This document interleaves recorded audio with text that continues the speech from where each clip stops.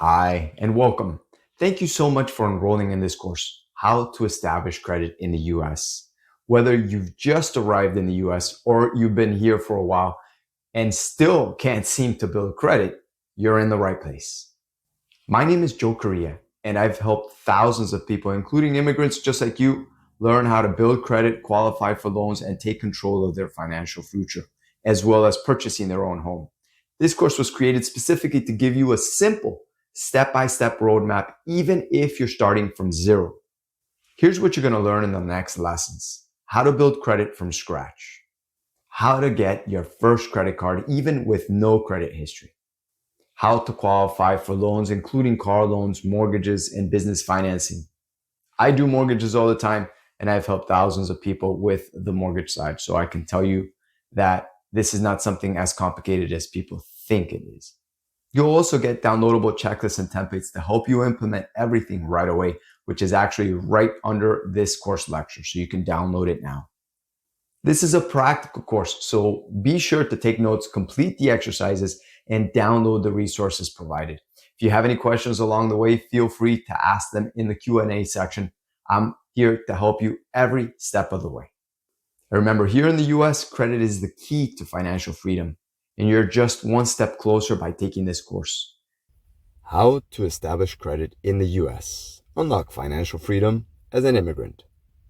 My name is Joe Correa, and I'm your instructor for this course. Hello, and welcome to How to Establish Credit in the US. Unlock financial freedom as an immigrant.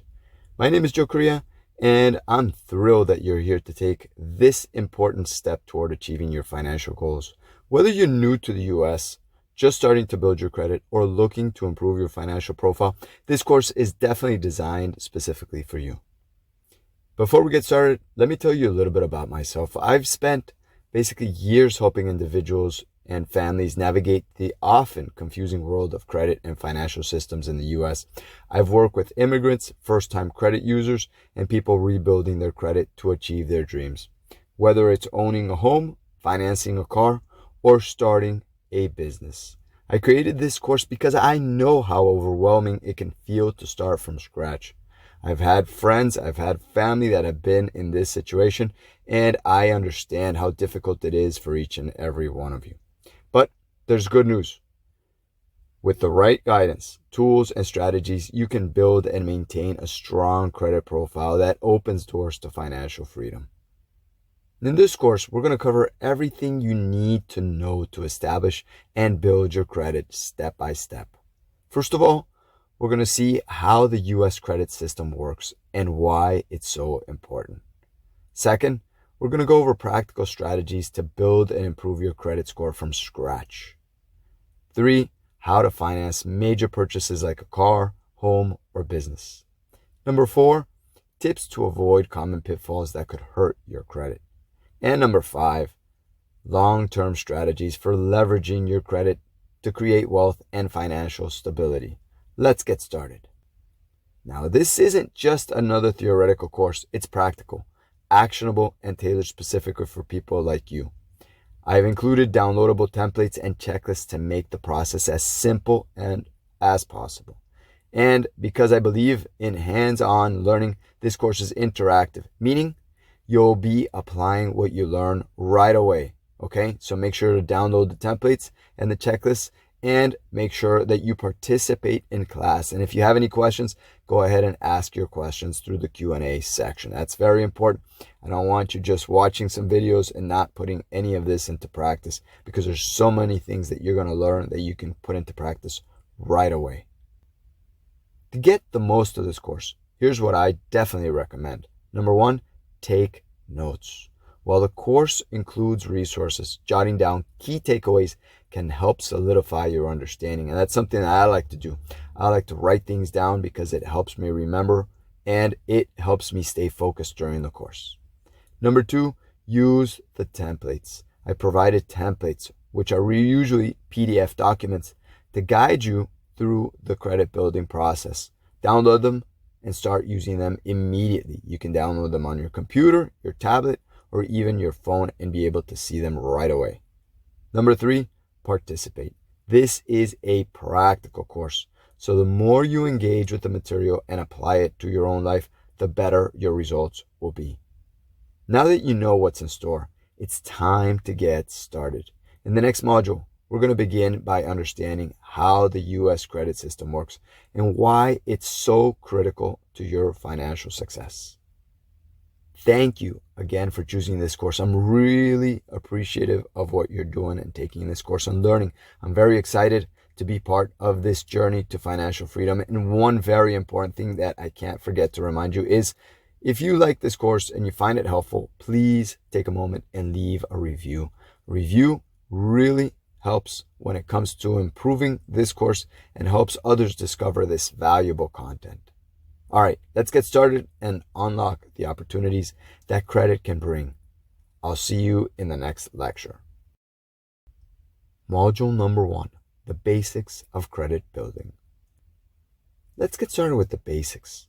Credit is the ability to borrow money or access goods and services now, with the agreement to pay them later. It's like trust between you and a lender. When you have good credit, lenders trust that you'll pay back what you owe on time. So why does this matter? Why does credit matter in the US? Well, your credit history is used to determine whether you qualify for loans, credit cards, housing, and certain jobs. So even if you're just going to rent a home, you still get your credit checked. And when you apply for a job, people are going to check your credit. Your employers want to see that you're somebody that pays on time, depending on the position you are applying for. And eventually, if you want to buy a home, you definitely need to have established credit. It's the key to accessing opportunities like buying a home, financing a car, and or starting a business. In short, credit opens doors, and I'm here to help you unlock them. The U.S. credit system revolves around two main components. Number one, lenders, which are the banks, credit card companies, and other institutions that loan you money. And number two, credit bureaus. These are agencies like Experian, Equifax, and TransUnion. They collect information about you and how you manage credit. Then they tell lenders if you're paying on time and how much you owe on those accounts. Credit reports and scores, these are basically tools lenders use to evaluate your credit worthiness. Now let's talk about credit scores. Your credit score is a 3-digit number that represents your credit worthiness. And here's how it's typically calculated. 35% goes towards payment history. Do you pay your bills on time? 30% is credit utilization. How much of your available credit are you using? 15% length of credit history. How long have you had credit accounts? 10% credit mix. Do you have a healthy mix of credit types like loans and credit cards? 10% new credit. Have you recently opened multiple accounts or not? Understanding this breakdown is very, very important because it shows you exactly where to focus your efforts to improve your score. So if you have late payments on your credit, you need to improve that because that affects 35% of your credit score.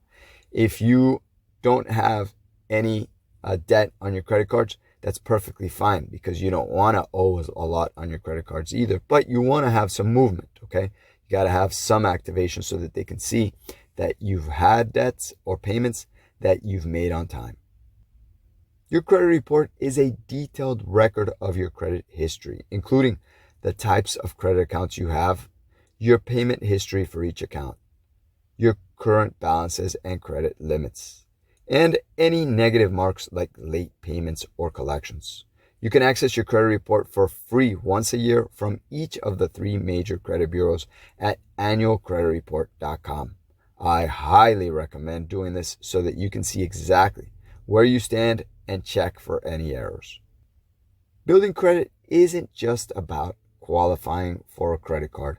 It's about creating opportunities for your future. Good credit can help you buy a home or rent an apartment, finance a reliable car, start a business, save money through low interest rates. Simply put, your credit profile is one of the most important tools you have for achieving financial stability and freedom. Here's what we've covered so far. Number one, credit is the foundation of financial trust in the US. And that's something that's never going to change. It's very important. You don't get credit unless you've built trust by paying on time any debts that you've had. Number two, credit scores are calculated based on factors like payment history, credit utilization, and credit age. Number three, your credit report is a detailed record of your financial history, and it's important to check it regularly. And number four, building good credit opens doors to financial opportunities and savings. Now that you have a clear understanding of how the US credit system works, we're ready to move on to the next module where I'm going to teach you practical strategies for building credit from scratch. This is where the real action begins. So click next and let's get started putting knowledge into practice. Module number 2, practical steps to start building credit. Welcome to module number 2. Now that you understand how the US credit system works, it's time to dive into the practical steps and start building your credit from scratch. If you're feeling uncertain about where to begin, don't worry. I'm going to walk you through everything you need to know to start on the right foot. Building credit isn't something you can afford to put off. The sooner you start, the sooner you'll unlock opportunities like qualifying for better interest rates, getting approved for loans, and accessing the financial tools you need to achieve your goals. And remember, everyone starts somewhere, even those with no credit history. So let's get started on the first steps to building your credit from scratch. The first and easiest way to start building credit is by opening a secured credit card. A secured credit card works just like a regular credit card, except you're required to make a cash deposit up front. Okay, and you lose that deposit. It simply serves as a deposit that then acts as your credit limit and protects the lender in case you can't make payments. So the lender's basically guaranteed they're going to get their money back, because if they give you a $300 credit limit and you put $300 in terms of a deposit, they're risking nothing, but you start creating credit, which gives you everything else later on when it comes to establishing credit and getting credit cards without having to put an actual deposit. By using a secured credit card responsibly, making small purchases and paying your balance in full each month, you'll start building a positive credit history. Another way to build credit is by becoming an authorized user on someone else's credit card account. This could be a family member or close friend with good credit. As an authorized user, their credit card activity is added to your credit report. This can help you build credit without taking on full responsibility for an account, which basically means that you're going to be able to have this improve your credit, because whatever they had in good credit will now become your credit as well. If you're looking for another option, consider a credit builder loan. These loans are specifically designed to help people with no credit history. Here's how it works. You make monthly payments toward the loan, but instead of receiving the money up front, it's held in a savings account.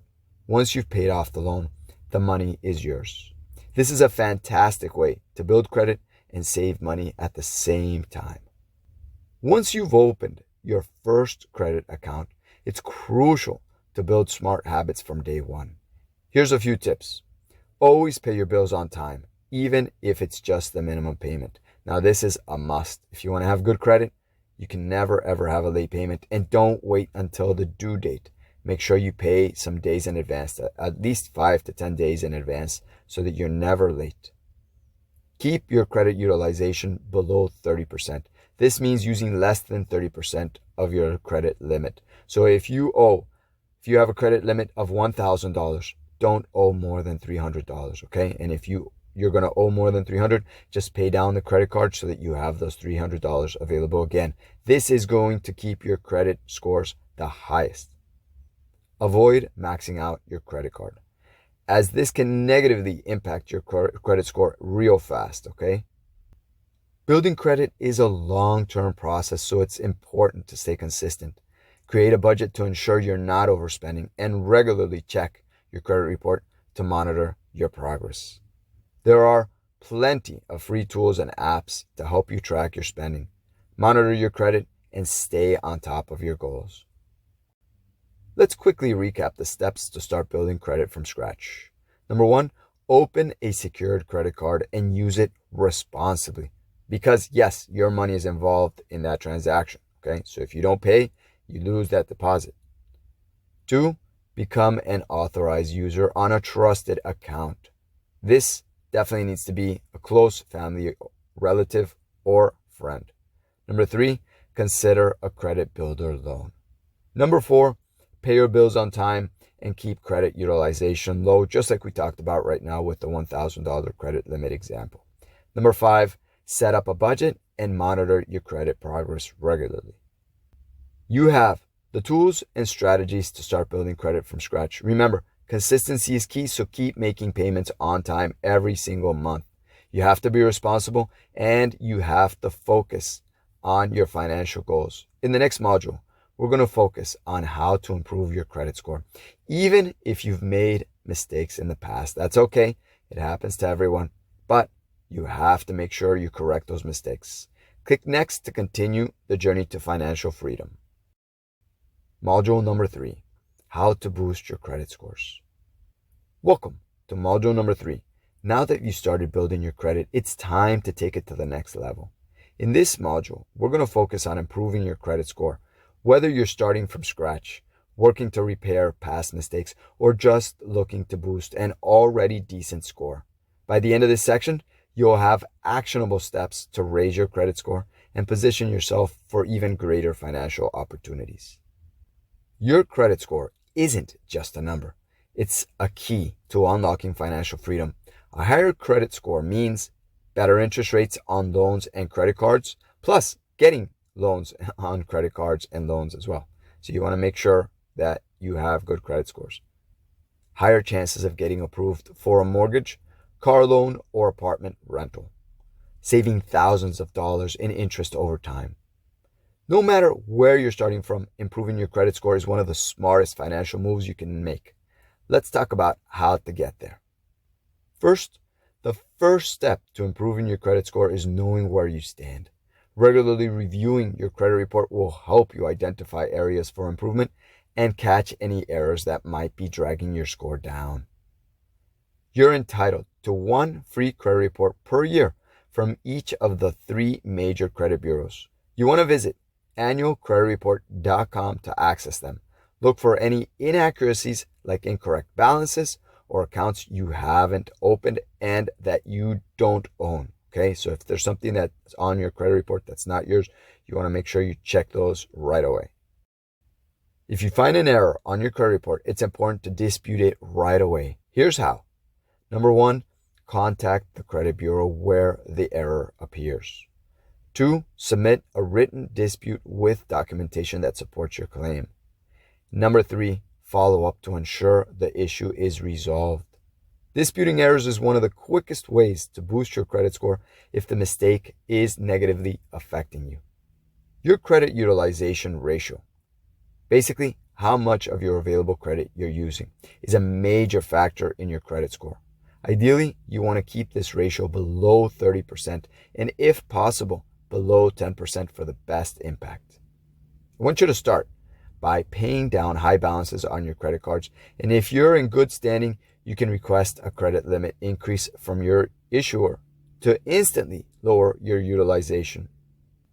Payment history is the single biggest factor in your credit score, accounting for 35% of the total. The best way to improve your score is to consistently pay all your bills on time. Credit cards, loans, utilities, and even rent payments. Setting up automatic payments is one of the secrets, and it's very simple. But what it does is it ensures that you never miss a due date. If you're juggling multiple payments, prioritize high interest debt to save money and improve your financial standing. Every time you apply for credit, it triggers a hard inquiry on your credit report, which can lower your credit temporarily. Avoid applying for multiple credit cards or loans in a short period. It can make you look financially unstable to lenders. Hard inquiries, like applying for a loan or credit card, affect your score. Soft inquiries, like checking your own credit, don't. Be strategic about when and why you apply for credit. Don't just apply for credit like crazy, okay? Apply for one, see if you get approved. If you don't, fix whatever you need to fix on your credit so that you can get approved. And if you get approved, don't go and apply for 10 credit cards like crazy, because it's going to create a block between lenders where they're not going to approve your loan for a while, or any loans or credit cards, simply because they feel like you're desperate for credit or for debt, and that is an issue. So stay away from having those potential problems. Improving your credit score isn't just about quick fixes. It's about developing habits that will benefit you in the long run. Here are some positive habits to adopt. Use your credit cards regularly, but responsibly. Pay off balances in full each month when possible. Keep your oldest credit accounts open to maintain a long credit history. Let's recap how to improve your credit score. Number 1, monitor your credit report and dispute errors. Number 2, keep your credit utilization below 30%. Number 3, pay all your bills on time every time. Number 4, avoid unnecessary hard inquiries. Number 5, build and maintain positive credit habits. Now, you have a roadmap to take your credit score to the next level. Remember, improving your credit takes consistency and patience, but every small step you take brings you closer to your financial goals. In the next module, we're going to get started reviewing financing major purchases like a car, home, or business, and how to do it wisely. So click next, and let's keep building your financial future. Module number 4, how to use credit to finance purchases. Welcome to module number 4. Now that you're building and improving your credit, it's time to explore how to use your credit to finance major purchases like a car, a home, or even starting your own business. In this module, I'm going to show you how to prepare for these big financial decisions, what lenders look for, and how to secure the best loan terms for your needs. Let's get started. Financing major purchases is a crucial part of leveraging your credit to improve your quality of life. Whether it's buying a reliable car, owning your dream home, or investing in your business, responsible financing can help you achieve your goals without depleting your savings. However, it's important to approach financing wisely to avoid unnecessary debt. That's exactly what we'll cover in this module. Let's start with car financing, for example. A car is often one of the first major purchases people make, and it's a great way to build credit while securing reliable transportation. And here's how to prepare. Number 1, check your credit score. This determines the interest rate you'll qualify for. Number 2, set a budget. Decide how much you can afford to spend on monthly payments, insurance, and maintenance. Number 3, get pre-approved. Shop around for pre-approval from banks or credit unions to compare rates before visiting a dealership. Remember, you can negotiate the terms of your loan anytime, including the interest rate and loan duration. If you have a car loan and you want to have a car loan for 6 years, 5 years, 7 years, 8 years, just matters to you in terms of what type of payment you want to have, and that's what you need to negotiate with the lender. The shorter the loan term, the less interest you'll pay over time, okay? Just so you know. But the longer the term, you'll pay more interest, but your monthly payment will be lower as well. Buying a home is one of the biggest financial decisions you'll ever make. To prepare, follow these steps. Number 1, save for a down payment. Aim for at least 3 to 20% of the home's purchase price, depending on the type of loan. Number 2, check on your debt to income ratio, or DTI. Lenders typically prefer a DTI below 43% when you're buying a home. Number 3, get pre-approved for a mortgage. This shows sellers that you're a serious buyer, and it gives you a clear idea of what your budget and what you can really afford when it comes down to buying a home. Because you don't want to go search for homes that are worth $1 million and then find out you only qualified for a $300,000 home, okay? So you want to make sure that it's something you can afford and something you're pre-approved for so that you don't waste time.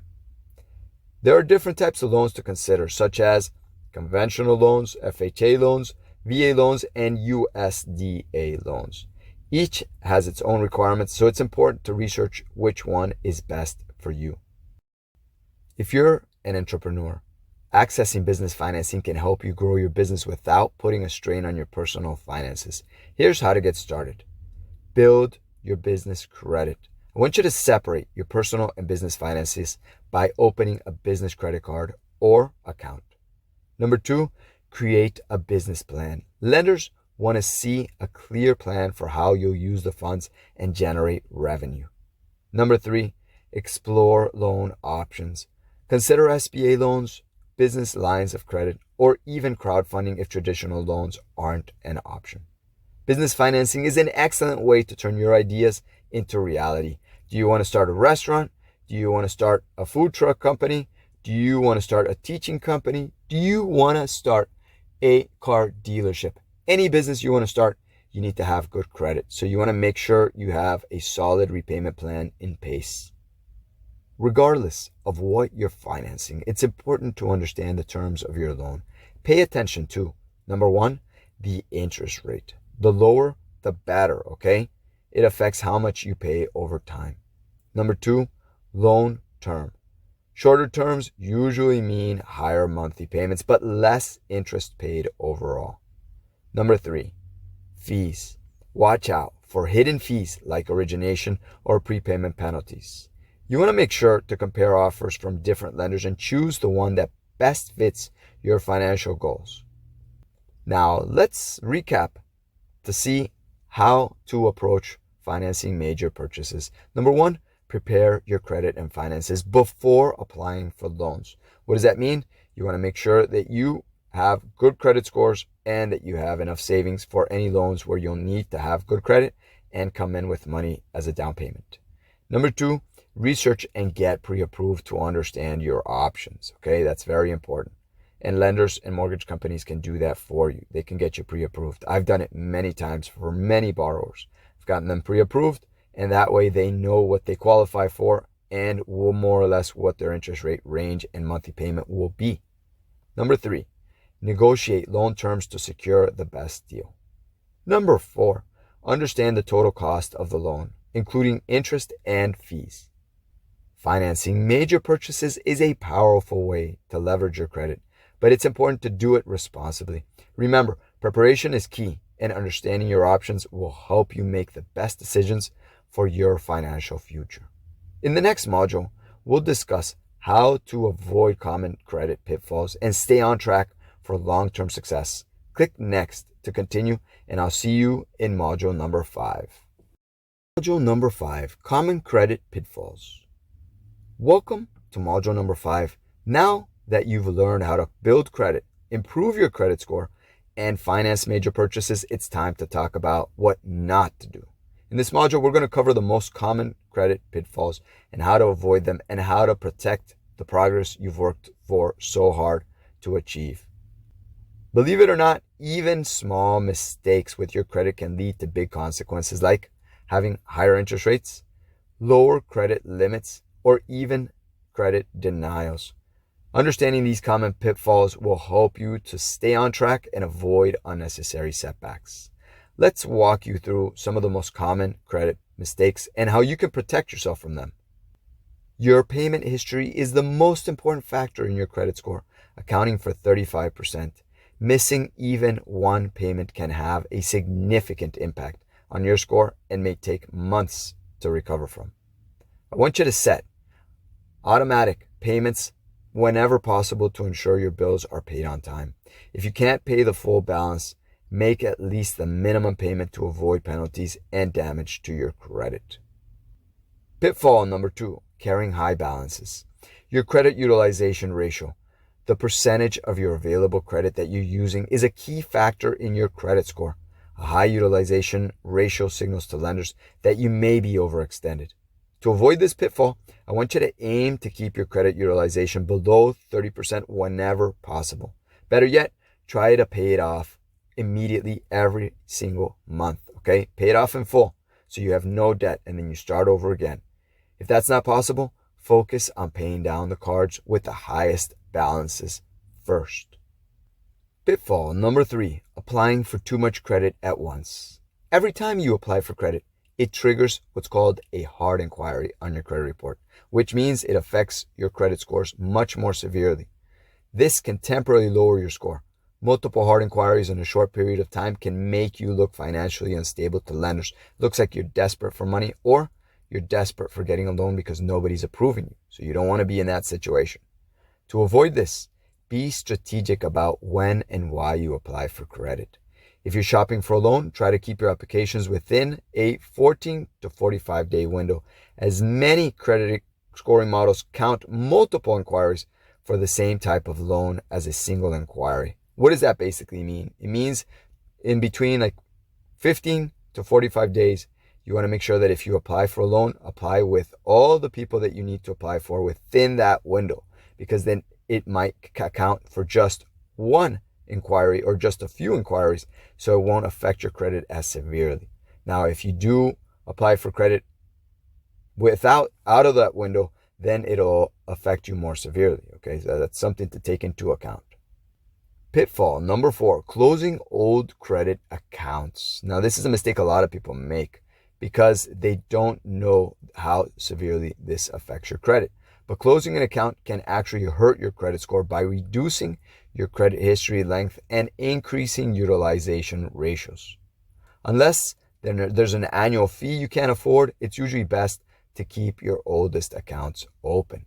They help establish a longer credit history. Plus, it makes up 15% of your credit score, so you want to make sure that it's in good standing and that you don't close it, okay? Pitfall number 5, ignoring your credit report. Errors on your credit report, like incorrect balances or accounts you didn't open, can hurt your score if left unchecked. Reviewing your credit report regularly helps you spot and fix these issues before they become a problem. Make it a habit to check your credit report at least once a year. If you notice any inaccuracies, dispute them with the credit bureau immediately. Let's recap the common credit pitfalls to avoid. Number 1, missing payments. Set up automatic payments or reminders to make sure you always make payments on time. Number 2, carrying high balances. Keep your credit utilization below 30%. Number 3, applying for too much credit. Be strategic about your applications. Number 4, closing old accounts. Keep them open to maintain a longer credit history. And number 5, ignoring your credit report. You want to check for errors regularly and dispute them if needed, okay? By avoiding these common credit pitfalls, you'll protect the progress you've made and set yourself up for long-term financial success. Remember, building and maintaining good credit is a marathon, not a sprint. It's all about consistency and smart decision making. In the next module, we'll discuss long-term credit strategies to help you build wealth and achieve financial stability. Click next to continue, and I'll see you in module number 6. Module number 6, how to use credit strategically for long-term financial stability. Welcome to module number 6. You've come so far in this journey to build and improve your credit. Now it's time to talk about the big picture, how to use your credit strategically for long-term financial stability and wealth building, which is what everybody should want, okay?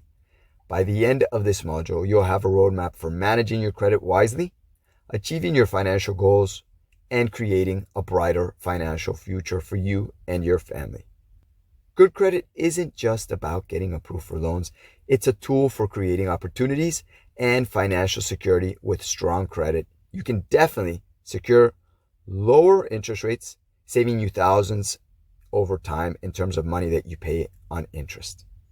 Qualify for better financing options for major purchases, and build wealth by leveraging credit for investments like real estate or a business, which are the 2 main ways to build wealth. So I'd say this is very important. Let's talk about how to use your credit to achieve these goals and protect it for the long term. Long-term credit success starts with maintaining the habits you've already learned in this course. That means paying all your bills on time, every time. Keeping your credit utilization below 30%. Regularly monitoring your credit report for errors. Consistency in these areas shows lenders you're a responsible borrower, which opens the door to better opportunities in the future. Over time, you may have the opportunity to refinance your loans, like a mortgage or a car, to actually save money. Refinancing means replacing your current loan with a new one that has better terms, like a lower interest rate or shorter repayment period. I want you to keep an eye on market conditions and your personal financial situation. Refinancing at the right time can save you thousands of dollars over the life of a loan by getting a lower interest rate, which will mean you'll pay less interest over time, and it'll save you money as well. Good credit allows you to leverage debt strategically to build wealth. Here are some examples. Number one, real estate. Use your credit to secure a mortgage or invest in rental properties. Number two, business financing. Access capital to grow your business or start a new venture. Number three, education loans. Invest in yourself by financing education or professional development. This is one of the secrets of the wealthy. They are more educated. They know more simply because they've invested more in themselves. So this is very important. The key is to use credit as a tool, not a crutch. Always have a plan for repayment and ensure your investments align with your financial goals. Even with great credit, life can throw unexpected challenges your way. That's why it's essential to have a financial safety net, like an emergency fund, to cover unexpected expenses without relying on credit. Start by saving 3 to 6 months worth of living expenses in a separate account. This is called a reserve account, okay? Or an emergency account. This will give you peace of mind and prevent you from falling into debt during tough times, because you'll have the money to be able to cover for any unexpected expenses, and you'll be prepared, and you never want to get caught off guard where you end up relying on debt. Protecting your credit is just as important as building it. Here's how to safeguard your credit for the future. I want you to monitor your credit report regularly for fraudulent activity. And you can go ahead and check with Experian, TransUnion, or Equifax, because they have services that allow you to use credit monitoring programs that will keep an eye out for those things and will let you know if there's any fraudulent activity. Freeze your credit if you suspect identity theft, okay? Avoid overextending yourself by taking on too much debt. Think of your credit as an asset, one that requires ongoing care and attention. Let's recap the long-term credit strategies we've covered. Number one, maintain good credit habits like on-time payments and low credit utilization. Number two, explore refinancing opportunities when the time is right. Number three, use credit to build wealth through investments in real estate, business, or education. Number four, build an emergency fund to protect yourself from unexpected expenses, which is something not many people do, but it's something that you definitely want to start out. And if you learn this in this course, you've already paid for the course simply by knowing that you'll be safe in case of an emergency. Number five, safeguard your credit by monitoring your credit and avoiding overextension, which is what happens to a lot of people once you start accessing credit cards. So you want to make sure you never overextend what you can actually pay. To keep the momentum going, here are your next action steps. Number one, download the course templates and checklist to help you apply what you've learned. Number two, review your credit report and start taking action today. Number three, create a plan for the next 30, 60, and 90 days to focus on building your credit and achieving your financial goals. And remember, building credit and financial freedom is a journey, not a sprint. Take it one step at a time, and don't hesitate to revisit the course materials whenever you need a refresher. I'd also love for you to stay connected. Follow me for tips, updates, and new resources to help you on your financial journey. If you have any questions or need guidance, don't hesitate to reach out. I'm here to help. Together, we can continue working toward your goals and unlocking even more opportunities for success for you. Thank you for trusting me to guide you through this process. It's been an honor to be part of this journey.